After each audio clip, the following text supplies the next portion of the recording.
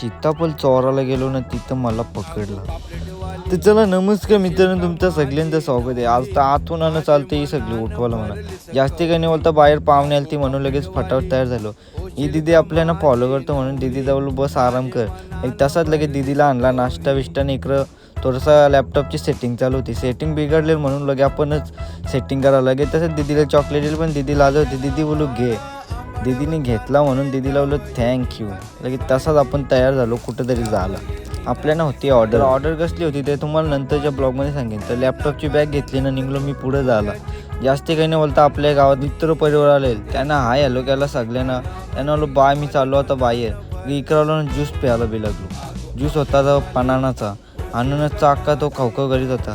तसंच लगे इकडं तो आपल्या बेडरूमवर कब्जा घेतला. त्या एडिटिंग नंतर इकडं याने घेतल्या माझ्या आपटी पण फेकायला. तर त्याच्या सांगावरला तो नाचायला लागला. त्याला बोललो जैसे करोगे वैसा भरोगे असा करून तिथल्या मी त्याला हसत चिरवीत निघलो. तर आलो तो सीताफळ चोराला पण तिथं आपल्याला पकडलं. म्हणून जास्ती काही नाही भाऊला बोलू मांडवली कर काय असेल ते सॉल्व कर. जास्ती मॅटर गाजला नाही पाहिजे. भाऊने लगेच मांडवली केली आपली ना. आपण तिथल्या कल्टीमारची आपली तयारी झाली.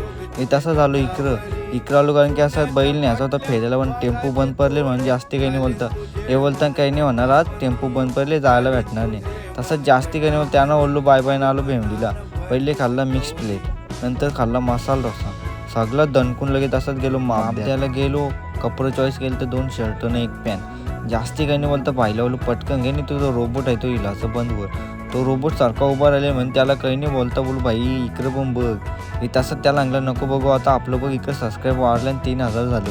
पण त्याला लागला आता पार्टी तर बनते. तसंच लगे लावटी कंपाऊंडमधली आपण कल्टी मारली. येताना इकडं बघता तर काय माऊनी घातलेली जलपरी बोलतो दादा. त्यांनी घातले ग्लव्स पायान. दादा बोलतो मी जलपरी. बोललो तो असा नको करू बरू. जास्ती काही नाही बोलता तिच्या घेतला तो ग्लव्स काढला आणि साईडला ठेवला. तिला बोलवलं इकडे चायनीज खाला होता राईस भात ना कोणबिया. त्या दणकवाची आपली पूर्ण तयारी झाली पण आज आपल्याला उपास होता म्हणून त्यानं काही नाही बोललो माझ्या हॉटेल जाऊन तुम्हीच खा ना तो सगळं तुम्हीच एन्जॉय करा. जास्ती काही नाही बोलता त्यांना भाषण बोलत होतो बोलतो त्यावेळी एक उपट घालायच्या आधी मी भाषण बंद केला. तर असं झालं पार्टीला आलो. इकडे कलेजांचे वाटेप चालू होते म्हणून चुमरूटमध्ये आपल्याला भेटली नव्हती म्हणून त्यानंच दिली बोलू तुम्हीच का तुमच्या वाट्याला घ्यायची. आणि या सगळ्या घडामोडी बघण्यासाठी आपल्या यूट्यूब चॅनलला सबस्क्राईब करा ना. यो ब्लॉग अपलोड झालेला आहे तर बघायला विसरू नका. नेक्स्ट ब्लॉगमध्ये तोपर्यंत बाय बाय.